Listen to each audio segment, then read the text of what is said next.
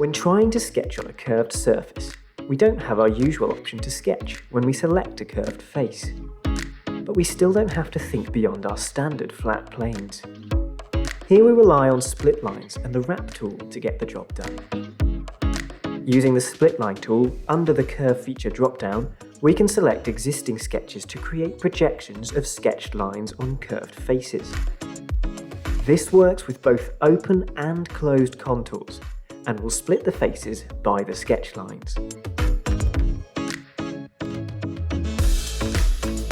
The wrap tool goes a step further than the split line tool, allowing you to scribe split lines and emboss or deboss sketches. Here we'll deboss the background of our logo while highlighting the S with an emboss. The spline surface wrap method replicates the curvature of the target face on the new feature to keep your modelling consistent. With a little help from SOLIDWORKS Visualize, we can see just how much sketching on a curved surface organically brings your models to life.